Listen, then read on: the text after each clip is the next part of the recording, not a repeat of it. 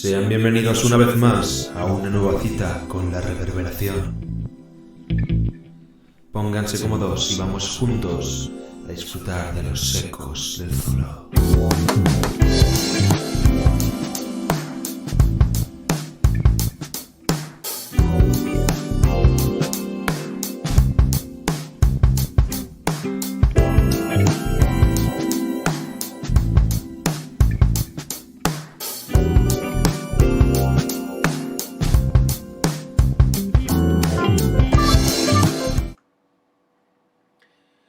Sean bienvenidos una vez más a una nueva cita con la reverberación. Un domingo más en el que estamos aquí en el Zulo para hablar de lo que más nos gusta a todos los que estamos aquí, y es de cómics. Bueno, ya va entrando gente.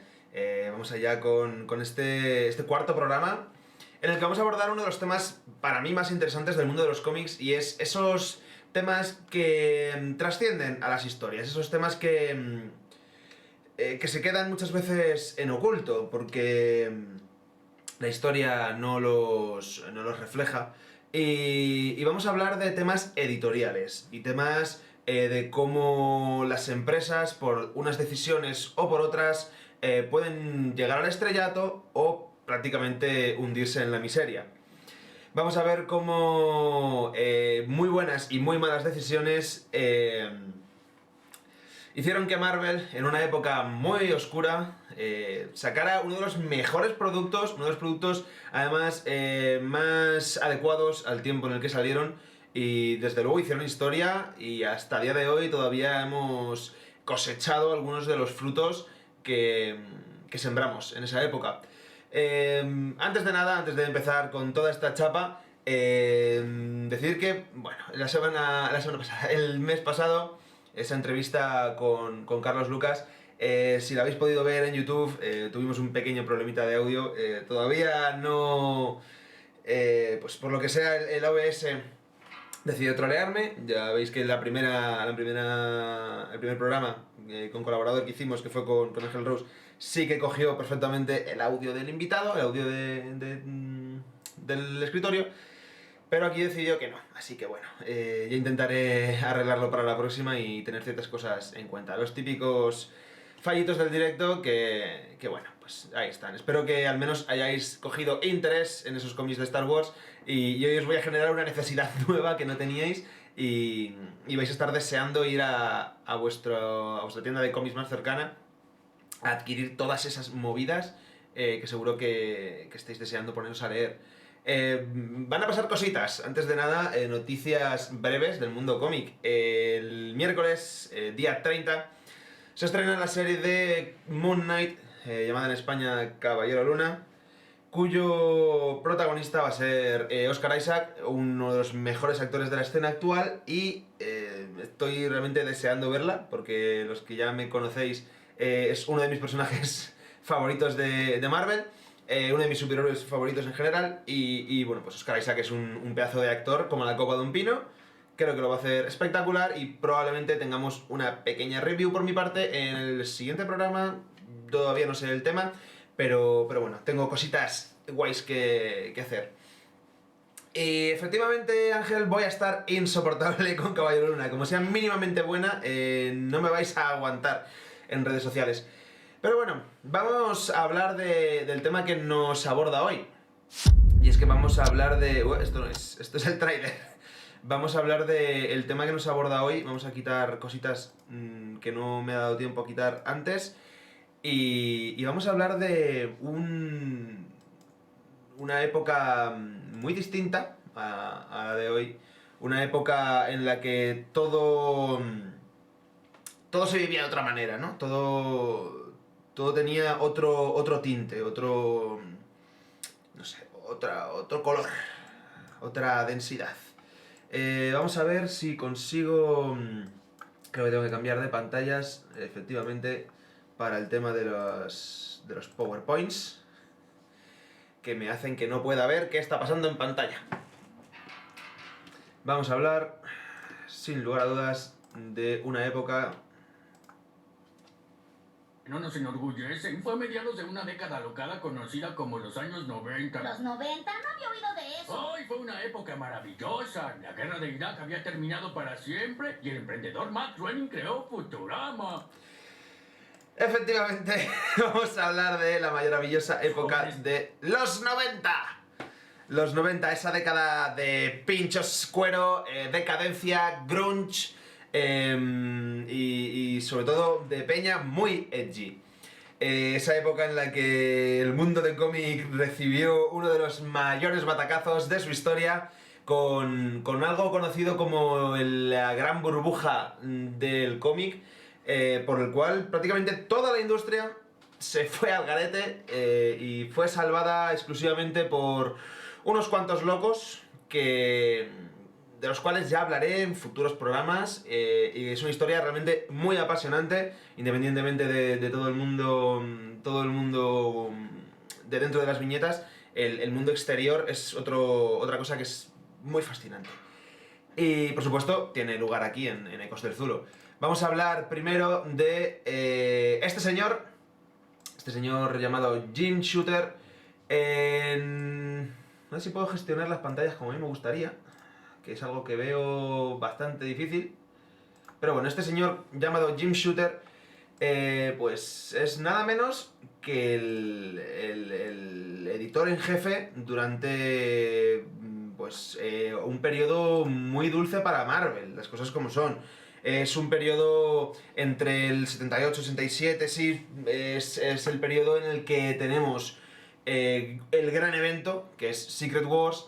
Tenemos algunas de las mejores historias, como pueden ser los X-Men de Claremont. Tenemos el gran boom de Daredevil con ese Frank Miller, jovencito Frank Miller, relanzando una saga prácticamente extinta. Lo mismo Doctor Strange con Roger Stern. Tenemos, pues, qué decir, algunas de las mejores historias que están sacadas de los cómics han salido de los 80 y han salido de gente, pues, de este señor en concreto, siendo editor en jefe de Marvel. Posteriormente, después de que hiciera cosas bastante reprobables, debido a, pues, una mentalidad un poco quizás arcaica, aquí tenéis a este gran villano, a este Bela Lugosi editorial. Es que creo que su cara lo dice absolutamente todo, no hay mucho más que comentar respecto del señor Jim Shooter, salvo que todos los autores con una mentalidad mínimamente progresista tuvieron movida con Jim Shooter. Y bueno, después de su largo gobierno de 9 años, pasó el mando a nada menos que Tom DeFalco. Tom DeFalco es otra de esas figuras quizás un poco invisibilizadas por la historia, pero también durante su tiempo en edición, bueno, en su cargo como editor en jefe, surgieron algunas historias fascinantes. Bueno, tenemos del 87 para adelante, pues sí, probablemente igual Daredevil caía más en esta etapa que en las anteriores. Pero bueno, hizo mucha limpieza de muchos autores que estaban muy quemados con la tiranía de Jim Shooter. Quiso reformar un montón de cosas de cómo funcionaba todo este editorial. Aquí empieza a formarse una pequeña, bueno, la primera burbuja, los primeros problemas, y esto ya lo hablaré cuando hable tranquilamente del tema de la burbuja, y es que los autores querían tener los derechos de sus obras, como por otro lado es bastante lógico, ¿no?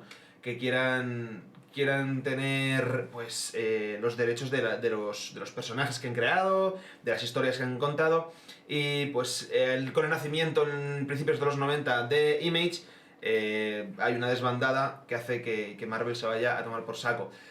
Tenemos otra etapa, la etapa que algunos conocemos como el coño de la Bernarda. Ese año infausto en el que nací yo, se ponía de manifiesto, pues, el claro no rumbo que tenía Marvel en esa época y la incapacidad de gestión. Tenemos, por un lado, bueno, tenemos esta época en la que en vez de tener un gran editor en jefe que tuviera una mentalidad central sobre hacia dónde quería llevar la editorial, la propia Marvel entera, recordamos Marvel Comics mucho antes de la existencia de Marvel Studios, de una gran esa masificada, pues teníamos esta división. Por en primer lugar teníamos, por ejemplo, Mark Gruenwald, un gran autor bastante clásico de los 70, a cargo de los Vengadores y de todo el Marvel cósmico. Creo que también estuvo manejando, pues eso, lo que serían los Cuatro Fantásticos, personajes más pues del entorno de esa herencia de Kirby. Bob Harras, curioso caballero, estaba al mando de los X-Men y probablemente fuera el gran responsable de lo que pasaría en los 90 con los X-Men, tanto de su éxito como de su inevitable decadencia y destrucción. Tenemos a Bob Budiansky, que partía prácticamente de sus primeros trabajos y le ponían a cargo de Spider-Man, de todas las series de Spider-Man, que en los 90 no fueron pocas. Y bueno, Bobby Chase a cargo de Marvelettes, que ya hablaremos de ello. Y Carl Potts a cargo de Epic Comics. Epic Comics no deja de ser lo que a día de hoy podría ser algo parecido a Vértigo, que también hablaremos mucho más adelante. Y es una especie de microsello dentro de la propia Marvel. Como os he comentado, en esta época los autores querían una especie de contratos, una especie de... Bueno, el tema de poder cobrar por los derechos de autor, por los propios royalties de las obras que producían, y no solo por el trabajo en sí, no solo por haber escrito o dibujado un cómic, sino en los derechos de esos los personajes y que ellos habían inventado. Entonces, con esta desbandada hacia las editoriales indies, tanto de Marvel como de DC, pues nace Image y nacen muchas otras como Dark Horse y otras que ya aprenderemos en el futuro. Y Marvel decide subirse al carro con este Epic Comics. ¿Cuál es probablemente la mejor analogía de lo que pasó aquí? Pues A3 Media, con una plataforma digital de los medios clásicos de la televisión, o por ejemplo la Mau IPA, que es Mau es probablemente la cerveza estándar, la cerveza de mesa más clásica, y de repente deciden sacar una versión pues como gourmet, ¿no? Pues eso sería en este caso Epic Comics. Pero vamos a un punto que me parece muy interesante, que hay que destacar porque es la gran introducción de todo lo que vamos a hablar hoy, y es... esto se supone que mola porque tiene transiciones y hace cosas, vale. Marvelettes. ¿Qué es Marvelettes? Bueno, dentro de la propia Marvel empiezan a surgir cosas que conocemos como los sellos, ¿vale? Tenemos en primer lugar este Marvelettes, que sería el primer sello primigenio de Marvel, en el que pues decidieron darle un espacio a algunos personajes que habían madurado con su público, ¿no? Al fin y al cabo tenemos que tener en cuenta que la mayoría de chavalitos jóvenes que habían empezado a leer cómics en los 60-70 ya no eran críos y ya tenían una madurez, exigían un mínimo de... no realismo, no sé si crudeza o cómo denominarlo, pero en el fondo lo que buscaban era algo más adecuado a su mentalidad tardo-adolescente, casi adulta. Muy buena salida, me encanta ver la gente ahí en el chat.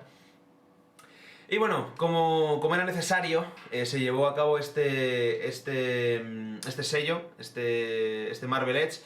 Y el título pues lo dice todo, es la sección edgy de Marvel en los 90. No duró mucho, pero nos dejó series bastante guays. Todo comienza con un arco llamado Over the Edge, en el que tenemos a Punisher volviéndose loco y básicamente trabajando para una facción villana, que no voy a entrar a eso porque es café para muy cafeteros.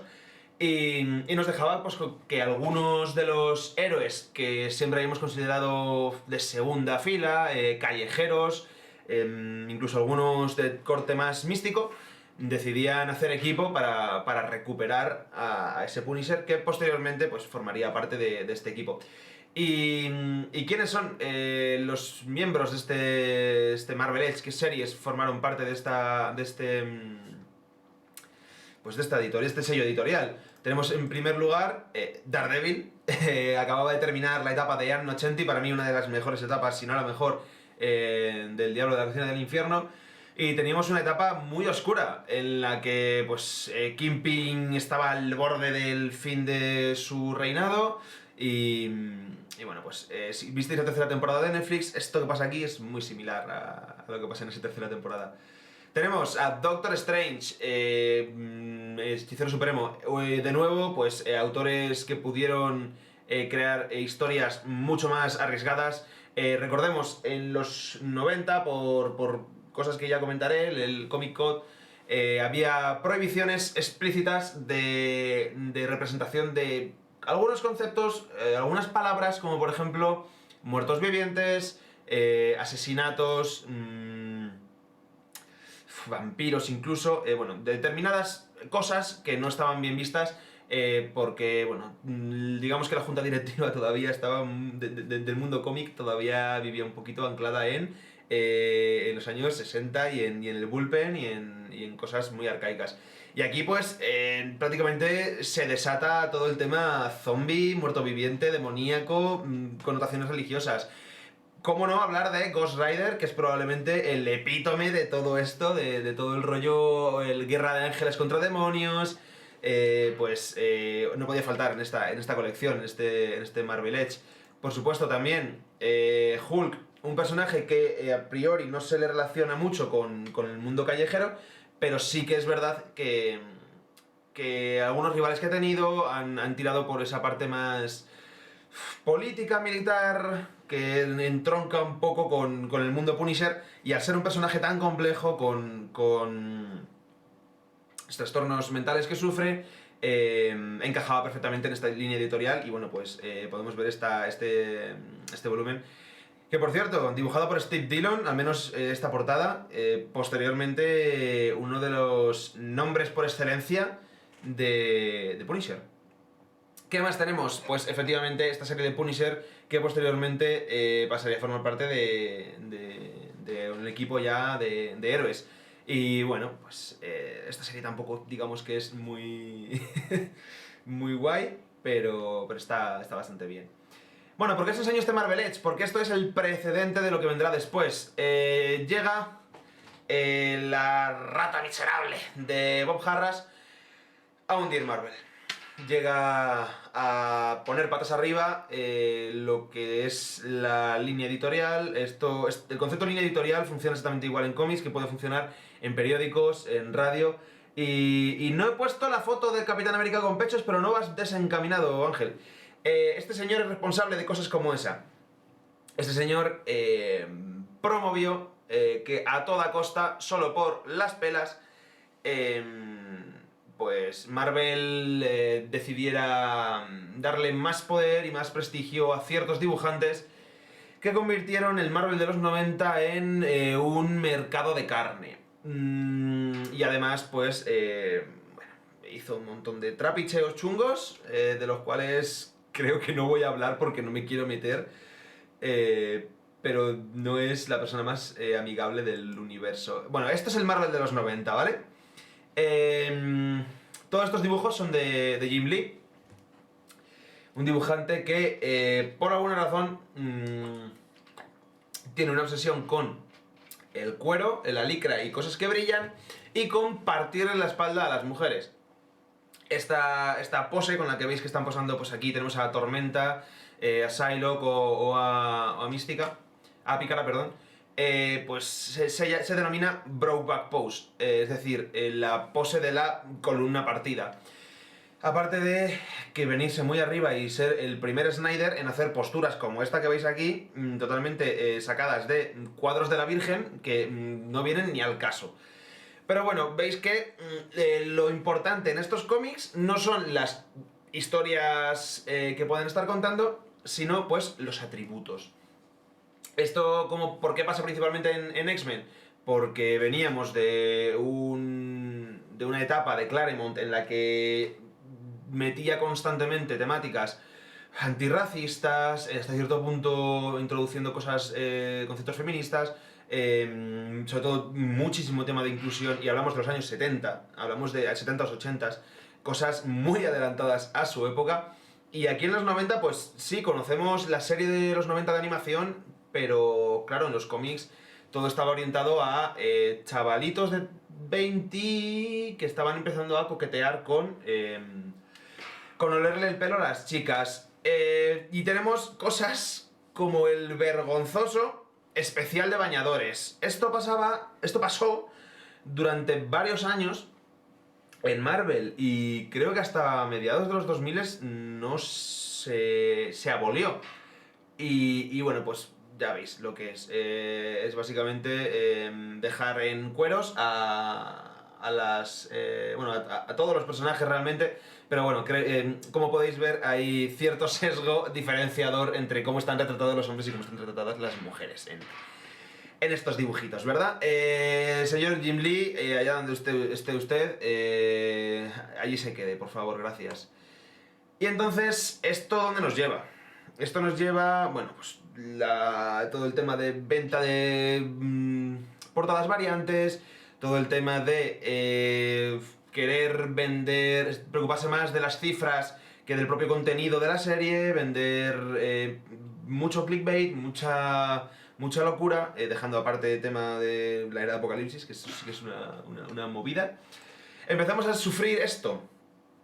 Esto es una gráfica que procedo a explicar. Este rojito es Marvel, como es de entender, ¿no? Sí, Ángeles, no estoy siendo cero sutil con el tema. Este azul es DC y este verde es Image Comics, que como veis se funda, creo que se funda en el 91, creo que esta gráfica empieza aquí por la fundación de Image. Aunque no tiene nada que ver el Image del 91 con el Image del 98, ahí fue una puñetera explosión.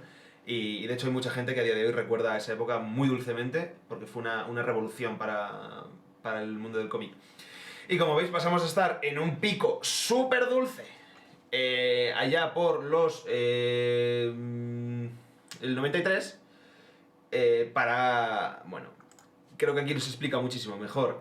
Tenemos el evento de la muerte de Superman en el 92, que hace que DC, que estaba al borde de la quiebra a pesar de sus múltiples crisis, consiga repuntar un poco, pero es que Marvel les lleva una ventaja abrumadora. Ya no solo por la calidad de las series, sino por la cantidad de series que tenían. Aquí en estas épocas estamos viendo cómo, por ejemplo, Spider-Man tiene 3 series simultáneas. Bueno, comprar. Aquí sucede el boom de la especulación, como os hemos dicho, del tema de las portadas variantes, la gente que compraba cómics números 1, o sea, constantemente reflotando series, número 1 de no sé qué, número 1 de no sé cuánto, volumen 2, volumen 3, para exclusivamente que cuesten más para el TGC las portadas y poder especular con ello. ¿Esto qué sucede? Que la gente deja de comprar cómics y Marvel pasa de facturar, no sé, 2.700, 2.800 millones de dólares al año, en tan solo 3-4 años, pues llegar a la bancarrota. O sea, esto que veis aquí es la absoluta quiebra de Marvel. Marvel tiene que vender los derechos de la palabra zombie que poseía Marvel. Marvel tiene que vender los derechos cinematográficos al mejor postor, por eso hasta hace poco todos los derechos de la editorial han estado repartidos por diferentes productoras. Y a día de hoy, de hecho, todavía pasa un poquito. Y no se han conseguido levantar de aquello. En el 98 DC les toma la delantera y posteriormente Marvel volvería a coger las riendas gracias a las películas. Pero Marvel se metió una hostia. Marvel llegó a la quiebra y tuvo que pedir medidas económicas gubernamentales para poder salir adelante. ¿Qué pasa cuando una empresa se va a tomar por culo? El Estado permite cierto vaivén y ciertas reestructuraciones. ¿Y qué sucede en este periodo? Sucede que Marvel aprende de sus errores anteriores y aprende de sus cagadas y de sus aciertos.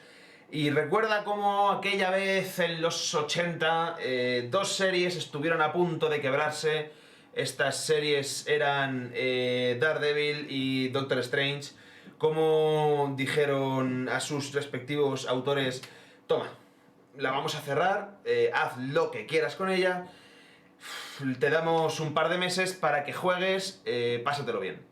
Estas dos series, pues Daredevil a manos de un jovencito, Frank Miller, que por aquel entonces solo estaba dibujando, empezó a meter mano en los guiones y pasó la primera etapa de Frank Miller. Bueno, las ventas de Daredevil se dispararon porque empezó a meter un montón de referencias a lo que es el mundo japonés, los ninjas, la filosofía, empezó a introducir a Daredevil en su larguísimo proceso de depresión y bueno, pues crearía personajes como Elektra, todo un éxito para la época, algo mucho más oscuro, más cinematográfico, más actual y más cercano a los jóvenes. Lo mismo sucedería con Roger Stern, con Doctor Strange. Estaba a punto de quebrarse, le dijeron, haz lo que te dé la gana, y dijo, ¿quién lee estos cómics? ¿Hippies que fuman porritos y consumen otras sustancias psicotrónicas? Vamos a jugar. Y bueno, pues libertad, y funcionó. Así que, ¿qué hace Marvel cuando en el año 98 se ven obligados a reestructurar toda su junta? Pues aparece este señor, bendito sea, Dios lo tenga en muy buen lugar, Joe Quesada y Jimmy Palmiotti, ambos hasta entonces dibujantes de la editorial, a los que se les puso a cargo de una propuesta hasta entonces única. ¿Recordáis que os acabo de enseñar Marvel Edge? Pues deciden recoger el testigo de lo que había sido ese Marvel Edge, que duró apenas un añito o dos, y darle un lavado de cara, introducir a muchos más personajes y crear algo único que ha perdurado hasta hoy, que es Marvel Knights. Marvel Knights, pues como digo, es un sello editorial nacido a finales de los 90 que parte de una necesidad, ¿no? de este momento, de este apuro en el que se encuentra Marvel. Bueno, vamos a ver que esta época es el nacimiento de grandes autores, o el establecimiento de grandes autores que hasta aquí estaban de momento algo ocultos, y es nuestro gran amigo Brian Michael Bendis, gente como David Mack. Bueno, tenemos esta serie, Daredevil, Diablo Guardián, que sería el despegue, ahora lo veremos, pero bueno, gracias a Daredevil, estos dos autores, Brian Michael Bendis y David Mack, se establecen completamente ya en Marvel como autores. Tenemos a Garth Ennis, este señor hablaremos más adelante de él, pero es también muy conocido en el mundo del cómic y todavía arrastramos cosas de las cosas que hizo este señor, todavía a día de hoy permanecen muchas dentro de Marvel.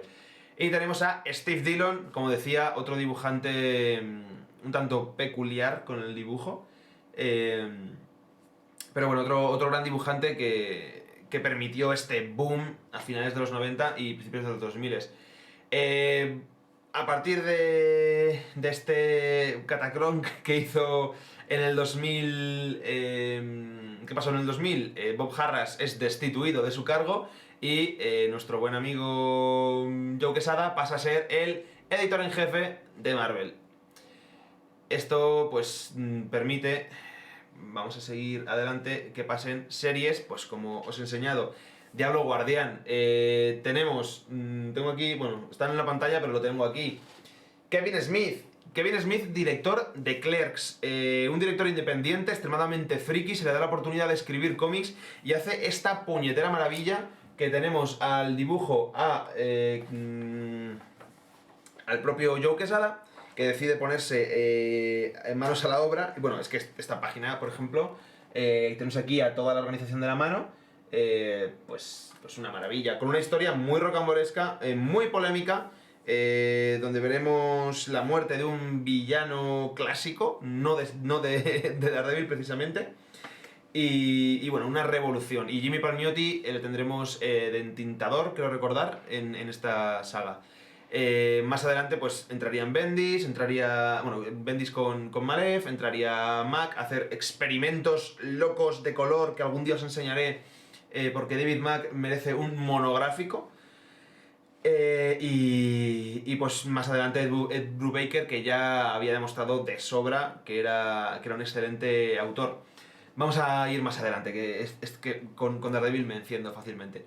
Tenemos esta saga de Punisher, este volumen 4 del que podéis huir, pero huir hacia donde esté, en dirección contraria.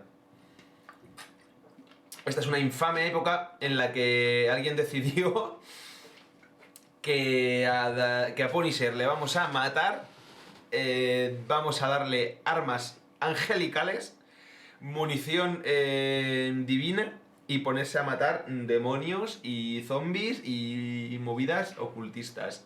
Huid de esta época, que todo lo que viene después es increíble. Tenemos a Black Panther volumen 3. Black Panther, un Marvel Knight, efectivamente. Es uno de esos que en esta época tenía historias mucho más cercanas, mucho más callejeras, no tan cósmicas como ha tenido en el futuro o tan políticas, tan a nivel global. Bueno, no sé si estáis viendo, que esto lo iba a comentar más adelante, pero así ya os vais fijando. Aquí en el sello de arriba, donde pone Marvel Knights, si os dais cuenta siempre está el icono de cada personaje partido en dos, en blanco y negro. Y es un detallito de pureza que a mí me parece súper elegante. Bueno, esta etapa, escrito por Priest, que no le sigo mucho la pista, pero por Marco Teixeira, al dibujo. Marco Teixeira es una bestia, es una máquina del fotorrealismo, y le veremos más adelante tocando a Ghost Rider, fotorrealismo en el infierno, una de las personas que mejor ha dibujado las llamas, los demonios, el abismo, al nivel de lo que en su momento quizás Kubin, pero en fotorrealista, o sea, muy loco. Inhumanos nunca me han gustado, pero ahí están. Y bueno, otras series que también tienen bastante que decir al respecto. Tenemos el primer volumen en solitario de Black Widow. Hemos tenido que esperar hasta el año 2000, creo, el 99, para tener un volumen en solitario de Black Widow sin depender de equipos como los Vengadores. Tenemos a Doctor Strange. Bueno, esa portada yo creo que ya os dice mucho de qué va el rollo, ¿no? De cómo está el asunto. Tenemos el nacimiento de un personaje nuevo, que es Sentry, el Vigía, se le llama aquí en España, que es un personaje también muy complejo. Tiene básicamente los poderes de un dios, es un señor normal que tiene los poderes de un dios cuando se convierte, pero claro, también tiene un montón de trastornos mentales a raíz quizás de estos poderes, y que oculta a un mal muy oscuro en su interior. Tenemos al increíble Hulk a mano de Bruce Jones y al dibujo de Mike Deodato Jr., un dibujante espectacular. Una etapa que creo que he tocado, pero tendría que repasar porque se me mezclan las etapas. Bueno, tendremos también a Elektra, en este caso su segundo volumen, ya que el primero fue tocado por Frank Miller hace mucho tiempo. Pero tenemos aquí a Brian Michael Bendis permitiéndose ser mucho más gamberro que en Daredevil, que Daredevil al fin y al cabo, por muy experimental que se quisiera poner, tenía que mantener ciertos límites.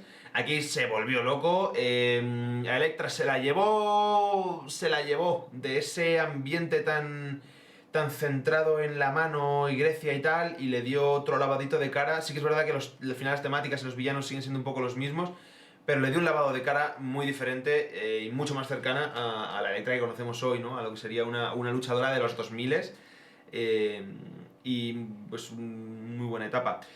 El Ghost Rider de Devin Grayson. Esta etapa es muy cortita. Es una etapa muy rara. Creo recordar que es esta etapa en la que Ghost Rider contrata a un sicario para... O sea, bueno, Johnny Blaze contrata a un sicario para matarse a sí mismo, pero claro, se convierte en Ghost Rider y movidas. Esta etapa no es buena, las dos que vienen después son espectaculares. Y bueno, como veis, tenemos esa serie de Marvel Knights en la que esos héroes se unirían para derrotar villanos de este corte callejero político, incluso místico, juntos. Bueno, veis aquí en la portada, por ejemplo, a un conocido, ya si seguís las películas. Y es que tenemos a Shang-Chi. Y bueno, aquí a este lado, si no recuerdo mal, esta es puñal, de cabo de puñal o no la veo muy bien. Pero bueno, tengo muy poco fresca esta etapa. Pero creo que el gran beneficiado de estos Marvel Knights, de esta ruptura de ese cuidado que se tenía con las historias que se contaban, fue... bueno, no, vamos a contar cositas antes, que me vengo yo muy arriba. Más series que salieron más adelante en la primera década todavía. Tenemos a esos 4 fantásticos, a los que se les renombró como 4, exclusivamente a esa serie. Tenemos Spider-Man, que finalmente entró como uno de esos Knights y se la ha reconocido durante mucho tiempo. El Lobezno, que lo hemos tenido también, pues al final llegó un momento en que cualquier cosa mínimamente edgy se le introducía. Tenemos a Capitán América, que de nuevo, cuando un autor decide deconstruir a Capitán América y dejar, apartarle totalmente de su lado más scout, pues entra en Marvel Knights, ¿no? Veis el logo ahí abajo, este sí que no mantiene la nomenclatura, bueno, la de esa editorial. Y más adelante tendríamos a Brian Michael Bendis en una etapa de Moon Knight. Yo pensaba que la anterior también entraba en Knights, pero por lo visto no. Una etapa de Moon Knight que es la que probablemente menos os recomiendo. Pero bueno, está dentro del sello editorial de Marvel Knights. Y como, bueno, Caballero Luna le quedan 4 días para estrenarse, pues aquí os dejo el gusanito. Salieron grandes obras en esta época. Cogieron a un equipo que en los 80, si no recuerdo mal, habían triunfado en los 90. Habían triunfado en DC, haciendo historias muy propias, muy autorales. Algunas de ellas de las más conocidas de DC. Personalmente, mi historia favorita de Batman, El Largo Halloween, y bueno, pues algunas otras historias, como por ejemplo el Superman 4 estaciones. Y tendríamos a Tim Sale y a Jeff Loeb, en este caso Tim Sale dibujante y Jeff Loeb escritor, haciendo pues uno de los mejores proyectos a largo plazo que ha tenido Marvel a la hora de hacerse adulto. En primer lugar, Daredevil amarillo. ¿De qué va este Daredevil amarillo? Que es también una de las historias que más recomiendo. Muere un personaje muy importante para Daredevil, para Matt, y bueno, como veis el dibujo es clavado el del Largo Halloween, o sea, es que es muy similar. Muere un personaje muy importante para Daredevil y decide escribirle una carta contándole pues cómo ha sido su vida desde sus orígenes hasta que conoció a esa persona. Bueno, vemos aquí momentos infames como El Matador, un personaje torero que, bueno, lamentable, ¿no? Pero sí que hay que tener muy en cuenta cómo estos dos autores estructuran el trabajo, y es que pasan de unos guiones muy sencillos con unas aguadas en blanco y negro a que luego ya el propio colorista se encargará de aplicar casi el mínimo. Si no recuerdo mal, Tim Sale creo que era daltónico. O sea, creo que tiene muchísimo mérito ser un dibujante daltónico y tener tan buen proceso de la profundidad. Quizás por eso esa ilustración tan trabajada en el blanco y negro con esas aguadas de profundidad y tal. Pues después de este éxito que es el Daredevil amarillo, deciden sacar Hulk gris, otra muy buena historia de origen. Estas historias casi todas van a ser reescribiendo orígenes de personajes. Spider-Man azul, otra historia probablemente la segunda mejor después de Daredevil amarillo. Y Capitán América blanco, de nuevo contando esas historias previas a la guerra. Dentro de todo este momento en el que están experimentando y volviéndose locos y permitiendo muchas cosas, en Marvel Knights hay espacio para un autor que en esta época acaba de terminar de consolidar su carrera, y es ni más ni nada menos que Neil Gaiman con 1602. 1602 es una especie de universo Marvel victoriano en el que los héroes... pues ¿cómo lo puedo explicar? Es un universo de héroes en esta época, ¿no? En 1602. terror, misterio, un poco de psicología, de esos tintes de frenología y de tal. Bueno, incluso anterior, yo creo. Muy recomendable también. ¿Qué decir? Es Neil Gaiman. Neil Gaiman es prueba de éxito siempre. Y la gran masterpiece de este Marvel Knights, que es nada más y nada menos que Punisher, el Castigador, que es el que más sale alimentado y más fuerte sale de este Marvel Knights. De nuevo, nombres que nos van sonando: Garth Ennis, Steve Dillon y Jimmy Palmiotti. Es que no tengo nada más que añadir. Los tres prácticamente artífices de Marvel Knights se ponen al volante de una serie de un personaje que nace siendo goofy as fuck. Me han contratado para matar a Spider-Man. Poco a poco le dan un montón de historias muy interesantes. Lo van construyendo, le hacen muy oscuro, muy profundo psicológicamente, le generan muchísimo trauma, le van volviendo cada vez más loco. El umbral entre el bien y el mal se dilata muchísimo. Lo que es la ventana de Overton, un concepto muy interesante. La ventana de Overton la atraviesa varias veces. Es decir, que todo aquello que le parece ético cada vez está más lejano, el límite de lo ético para Punisher. Este es el primer volumen en el 2000, este todavía no está tan a tope, pero luego tenemos el volumen 6, en el que ya se termina de ir del todo. Le convierten en un personaje muchísimo más oscuro. Garth Ennis es un señor... ¿cuál es el término? Irlandés-americano. Y él ha vivido mucho de lo que pasó con el IRA en su momento, con las bandas en Estados Unidos, y bueno, también ha vivido la guerra de Vietnam. Entonces va a nutrir de todo ese contexto a Punisher para darle un montón de profundidad psicológica pues a Frank Castle, que ya veremos la que se viene. ¿Qué más? Tenemos otras series muy interesantes. Bueno, me he venido un poco arriba. Este Marvel Knights Hulk, una miniserie. También vamos a ver que han hecho un montón de miniseries, un montón de one-shots que han durado muy poquito, pero bueno, a lo mejor eran 3-4 grapas, como por ejemplo este Marvel Hulk, Marvel Knights Hulk, que es muy interesante también. Aquí empieza a verse a Hulk como una verdadera amenaza al estilo de Planet Hulk, que veremos en el futuro. Y con objeto del 20 aniversario se estrenó esta serie Marvel Knights, que duró muy poquito. Duró justo este año como celebración, en el que se hizo una pequeña historia, pues recopilatorio de todo lo que habían sido los Marvel Knights. Bueno, aquí se ven a los miembros, aunque están un poquito camufladitos, pero muy guay. Muy recomendable. Además, Donny Cates, señor que se está cargando Marvel a las espaldas, le está levantando a uno de los mejores puntos posibles, y le deseo toda la suerte posible a este señor, porque es un puñetero genio.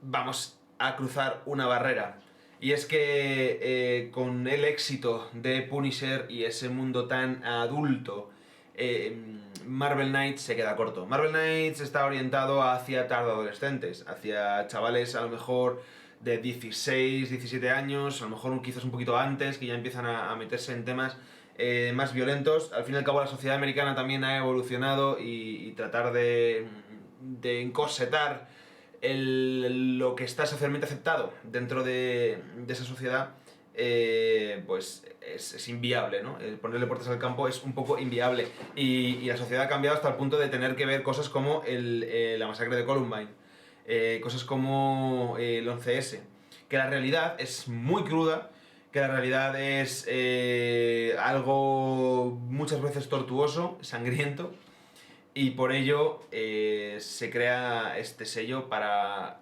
lectores mucho más maduros. ¿Qué es esto? Que es el Comic Codes Authority of America.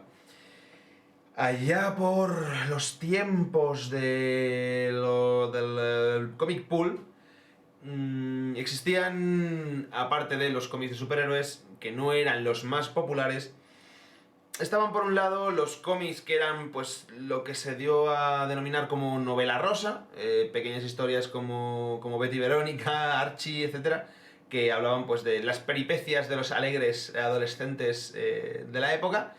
Y por otro lado tenemos esas pues creepy cuentos de Tales of Suspense, Misterios de la Cripta, todas esas cosas que narraban historias de misterio, terror explícito, muertos vivientes, hechiceros vudú, cosas pues como muy estrafalarias, ¿verdad? Hasta que, por supuesto, grupos de padres que en vez de no comprarle movidas a sus hijos deciden legislar sobre los hijos de los demás, decidieron montar un pifostio y hacer que la peña de los cómics, en general, tuviera que autorregularse. Si conocéis un poquito del mundo cine, allá por los años 50, sino que mis espectadoras aquí me corrijan, en los años 50 se instaura el código Hays, por el cual las propias productoras deciden autocensurarse, limitar las temáticas o hasta dónde de lejos se puede llegar en temas como la sexualidad, la violencia, para contar en las películas. Y algo muy similar sucede aquí en los cómics con el Comic Code Authority. Este sellito, puesto en la parte de arriba de tu cómic, garantizaba que tú lo podías comprar a tu hijo esta movida y no se iba a encontrar cosas chungas. Por supuesto, los autores estiraron los límites del Comic Code hasta que petó y nadie se lo tomaba en serio. A nadie le importaba una puñetera mierda el Comic Code, hasta que ya apareció el primer cómic sin Comic Code, sin el sello del Comic Code.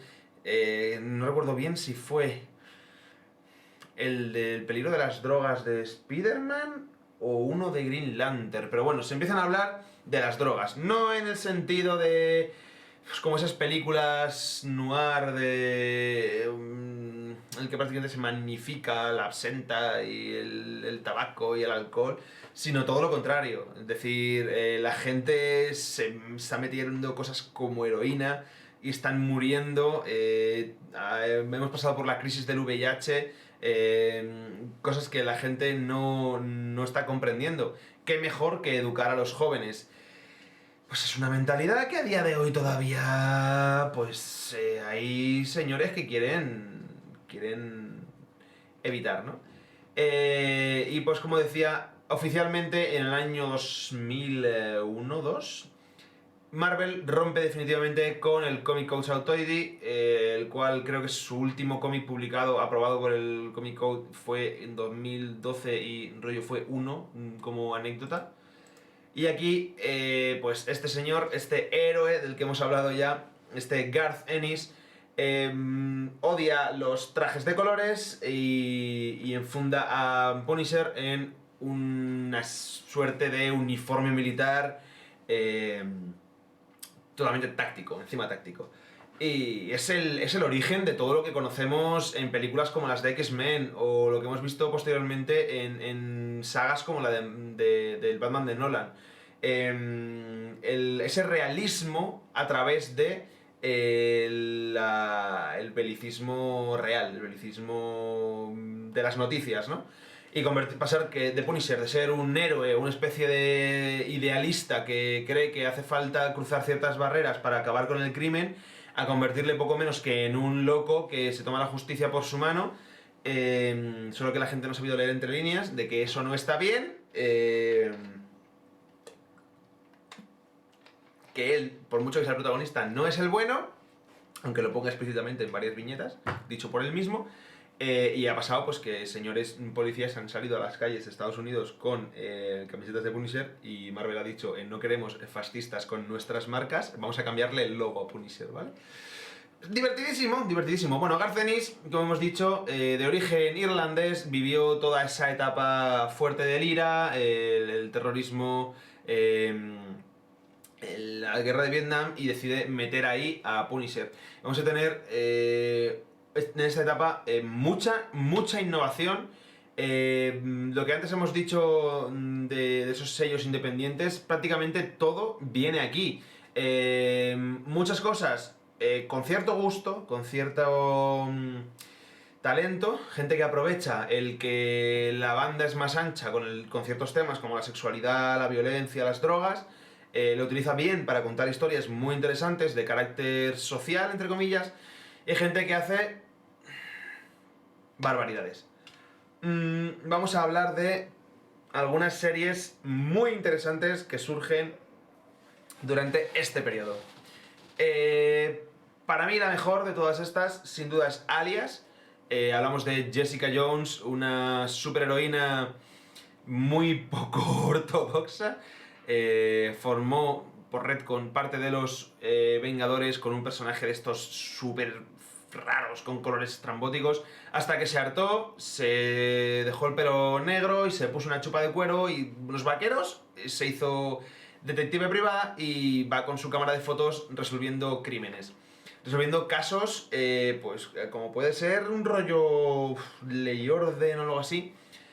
Pero bueno, muy esa estética Colombo, Perry Mason, ¿no? Pues aquí lo tenemos en Alias. ¿Por qué forma parte de este sello Max? Sexualidad explícita. Además, una mujer en el año 2002 teniendo una sexualidad explícita. Tratando un tema tan duro como el hecho de ocultar o esquivar esos conflictos internos psicológicos de la persona a través de la sexualidad compulsiva.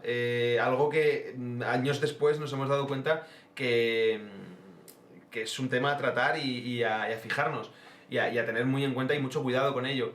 En estos cómics se trata de personas. Esta serie estuvo a punto de ser cancelada por quejas de padres porque en pleno 2004 o 2005 no permitían que hubiera una relación interracial entre Jessica Jones y Luke Cage, que por si no os habéis enterado es negro, ¿vale? Los dejo ahí la información. Por esta época tenemos ya a Brian Michael Bendis en Daredevil y pues eso, decidió hacer esa serie paralela de esa secundaria de Daredevil que se viene también a su propia serie. Este Blade, el cual no he leído, lo siento, pero como veis, si conocéis un poco cómo era el Blade original, que era totalmente un objeto de la Blaxploitation, con un afro, unas gafas horteras y una chupa así larga y tal, pues era como muy, muy clásico Blaxploitation. Y aquí en cambio ya, pues es un cinturón de balas, Kevlar, chalecos tácticos y pues aquí el vampiro de Marvel, el que ha visto el sol, cambiaba radicalmente de aspecto y se volvía pues muy, muy edgy. Hasta el punto de que, bueno, Nick Fury tiene su propia serie, una serie muy violenta y muy oscura, en la que vemos las cloacas del Estado. Ahora nos reímos con series como Peacemaker, pero Fury lo he hecho mucho antes. Deadpool Max. Esto es una de esas que digo que se permitieron el lujo de... que tenemos banda ancha. Y es humor negro constante, muchas veces totalmente injustificado. Y no sé hasta qué punto cosas que se cuentan aquí son irónicas o no son irónicas, así que voy a dejarlo un poco en el aire, ¿vale? Hellstrom, ¿quién es Hellstrom? Nada menos que el hijo del diablo, no el diablo real, porque Marvel tiene varios personajes que se han hecho pasar por el diablo, pero bueno, luego más adelante se ha descubierto quién fue. Y es Daimon Hellstrom, un personaje que había sido un villano muchos años, de repente se convierte en un antihéroe de corte místico, demoníaco, etcétera. Luke Cage, atentos a los nombres que aparecen aquí. Brian Azzarello y Richard Corben. Brian Azzarello es uno de los revolucionadores de Batman y Richard Corben es el genio del terror en dibujo. US War Machine, no lo sé, no me importa. Lo siento, War Machine es uno de los personajes que menos interés me genera de todo Marvel. Y luego surgen series nuevas como este Supreme Power, que trae de vuelta a esos que en su momento eran una parodia de la Liga de la Justicia, que eran el Escuadrón Supremo. Montan una especie de nuevo grupo y se lían a ser pues más oscuros. Sí que es verdad que este Supreme Power es una versión muy sin lactosa y desnatada de The Voice. pero tira por ahí, por el rollo, ¿vale? Es muy del palo. Bueno, es Straczynski escribiendo y eso siempre es garantía. ¿Qué más cositas? Se permitieron el lujo de empezar series nuevas, algunas pues con criterio regulinchi. The Eternal, no sé si recomendárosla o no. He intentado tocarlo y a mí no es mi estilo. Bebe mucho de lo que se parece a Witchblade y tal. Un tema mega místico, superheroico al máximo extremo, no me mola. A mí personalmente no me gusta. Ese dibujo por alguna razón me recuerda mucho al Miller de la última época, de Sin City. Y a otro dibujante al cual no recuerdo ahora mismo el nombre, pero también me gusta mucho, que también ha trabajado con Aaron Ochenti en cositas de Typhoid Mary, pero bueno. Full Killer, que es una especie de Deadpool, pero también venido a menos, es Harley Quinn en chico musculoso, no me mola. Y Destroyer, pues nada, otra de esas series de señores que pegan tiros y son super edgys y madre mía, que soy malo porque soy malo, pero soy bueno porque soy el prota y ese tipo de cosas. Un poco redundar sobre el mismo asunto.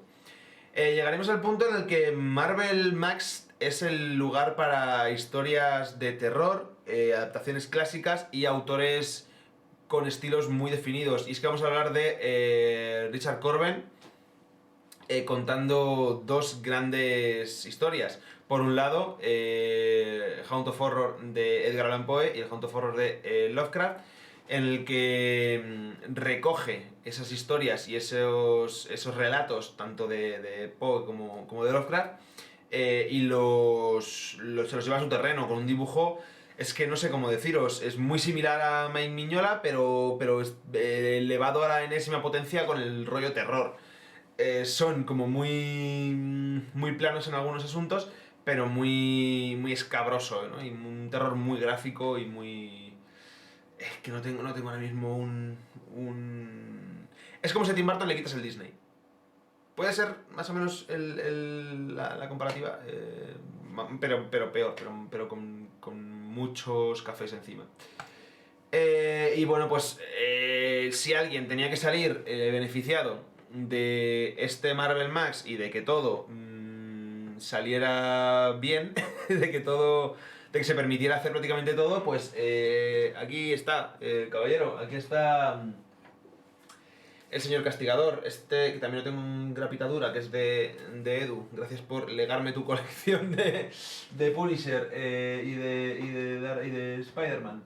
Tenemos este Nacimiento, pero bueno, estas son todas las series regulares, miniseries y one-shots de Punisher de esta época. Esto solo, series de Punisher. Born es una miniserie. El volumen 7 de Punisher. Punisher, Six Hours to Kill, La Celda. El Pequeño Libro Negro, sí, también es una maravilla. Bueno, el Christmas especial tal. Hay algunos que están bastante terribles. El de The End, hace poco se ha rescatado historias de este final apocalíptico para ciertas historias. Barracuda es Tarantino, es un cómic protagonizado por el malo. Muy guay también. Naked Kill, Gate Castle y Force of Nature, bueno, pues un poquito más de lo mismo, sobre explotar esa violencia gratuita de principios de los 2000. Luego también, fuera de lo que sería el sello exclusivamente Punisher, tenemos Punisher Max, que también tiene sus propias miniseries. O sea, la explotación que hicieron de Punisher en estas épocas, pues os podéis esperar cualquier cosa. Esto es un poco lo mejor, yo creo, que de aquí, Punisher Max, la serie principal de Punisher Max. Y puede ser que no. Mariposa es muy bueno también, Y bueno, aquí tenemos grandes historias, pues como Las Viudas. ¿Qué más? Bueno, un montón de historias que son súper oscuras y súper duritas no aptas para público sensible, ¿vale? Se habla, pues eso, temas de violencia sexual, temas de narcotráfico, mafias, temas muy muy duros, y este señor pues se toma la justicia por su mano, siendo un claro emblema de los 2000. Las dos últimas series que hemos tenido de él han sido bastante recientes, también pues a cargo de Garcenis, porque es mío y me lo follo cuando quiero. Para empezar, este Punisher Platoon, que está inspirado en lo que sería el Punisher más clásico de Vietnam, aunque ya había una serie que era Punisher Nam hace muchos años. Y luego tenemos el Punisher Soviet, que este es de 2017-18.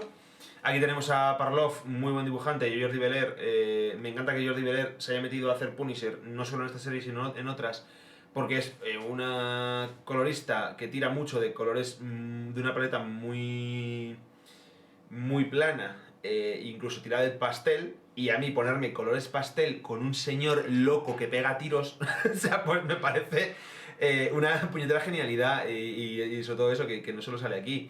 Y luego aquí tenemos el Punisher Soviet con Jason Burrows, que le veremos más adelante en Caballero Luna, también haciendo un muy buen trabajo en el dibujo. Bueno, vamos a cerrar ya, que ya queda poquito. Os prometí que os iba a hablar de esto. ¿Qué tienen en común todas estas series? Pues que el mismo movimiento que hizo Marvel con Marvel Knights y con Max, lo hizo... bueno, en su momento era una editorial independiente, ahora pertenece a DC, y es Vértigo. Tenemos series tan importantes para el mundo del cómic, como por ejemplo V de Vendetta, que creo que como cómic político Alan Moore supo retratar bueno, cosas totalmente...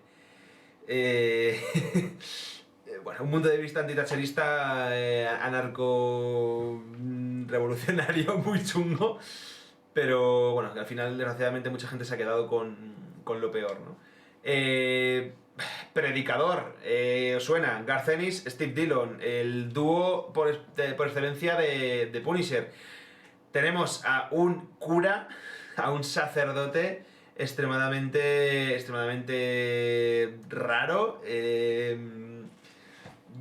que se salta constantemente las reglas y hace cosas muy muy chungas. Efectivamente, Ángel, Lucifer también está incluido aquí en Vértigo, aunque esta portada es algo actual, creo. Pero bueno, Lucifer nace también en Vértigo, con esa apertura de puertas hacia lo edgy, lo oscuro. Tenemos al mismísimo Lucifer Morningstar, siendo un ángel caído y enfrentándose a muchísimos villanos de corte espiritual y siniestro. Tenemos Sandman, de Neil Gaiman, que encontró su espacio para contar una historia muy muy densa, muy larga y muy oscura, que desde hoy se ha seguido ampliando y creciendo. Uno de los mejores cómics que recomiendo, novela gráfica, ya sabéis, Monóculo, ¿vale? Me meso los bigotes. Sandman es ciencia ficción, Sandman es filosofía, al más estado... ¿qué? Sandman. Sí, bueno, Lucifer sale de Sandman, sí, pero vamos, la serie de Lucifer como independiente también forma parte de Vértigo. John Constantine, Hellblazer. Constantine, ese investigador de lo sobrenatural, de lo esotérico, que combate demonios con una gabardina y fumando cigarros. 2000, una maravilla. Y también pues este dibujito, muy muy recomendable, muy loco, una deconstrucción del dibujo que ya hablaremos en el futuro con un especial que quiero hacer. Transmetropolitan, la deconstrucción y la ruina del sistema del periodismo, el cuarto poder llevado a la miseria. Transmetropolitan, maravilla. Este Spider Jerusalem, es que es una puñetera maravilla. Y el último hombre, aquí empieza fuerte Brian K. Vaughan, que como comenté en el especial de Paper Girls, muy, muy centrado por alguna razón en la figura de la mujer. Y el último hombre viene de un futuro utópico, distópico, ya, bueno, ya sabes, en el que todas las personas con cromosoma Y se han muerto. Y sí, esto en plenos años, principios de 2000 incluye personas trans. Me parece un detalle súper tocho que entre aquí, pero bueno. Y un guay, es el único hombre en pie, el único hombre que nace en la Tierra y ahí está, con su colega el mono. Temas de política, temas filosóficos que ponen a prueba todo lo que creías. Y por último, bueno, 100 balas, que creo que no hace nada más, no hay más que comentar. Brian Azzarello, como ya decía antes, pues una maravilla de autor, muy noir, muy oscuro y muy inteligente, la verdad. Y todo esto ha sido absorbido por la editorial DC y bueno, pues ahora tiene otro nombre, de publicación muy dudosa y muy cuanto menos cuestionable, pero bueno, en España al menos no se está sabiendo llevar bien. Y hasta aquí llega el PowerPoint. Se acabó lo que se daba. Vamos a ver, ahora es cuando hace un bucle esto infinito, ¿no? Hacia el propio tal. Bueno, pues nada, no sé si tenéis por ahí alguna cosita para What If o tiramos directos a despedirnos y a felicitaros la semana y esas cosas. Ángel, no me falles. Voy a aprovechar para beber agua, que tengo la boca muy seca. Y por supuesto, WhatsApp petado. En fin, pues nada, yo creo que ya me voy a ir despidiendo por hoy, deseando que tengáis una excepcional semana, que os haya gustado este programa. Nos vemos en abril, no sé cuándo, pero nos vemos en abril, espero poder hacerlo a mediados. Estoy preparando un especial que a ver si puedo lanzarlo como podcast o si no tendré que lanzarlo como vídeo en el canal de YouTube, pero es que hay una cosa que quiero hacer en plan investigación muy guay. No quiero tirar la cabecera ahora de What If. A ver, apúntatelo, Ángel, y para el próximo programa lo lanzo, ¿vale? Y tampoco se me ocurre nada ahora mismo, pero es que tendría que leerme el Daredevil de los 90 y no me apetece. Bueno, por lo demás, espero que veáis Caballero Luna a partir del próximo 30 de mayo en Disney Plus. Y si queréis haceros daño, el día 1 de abril tenéis Morbius en el cine. Y no sé ahora mismo qué calendario tenemos, pero creo que ya es lo último de Marvel hasta el próximo podcast. Espero que tengáis muy buena semana, muy buena entrada de este mes de abril, que es muy duro. Y nada más, yo me despido con un fuerte abrazo. Y recordad que lo que pasa en el Zulo se queda en el Zulo.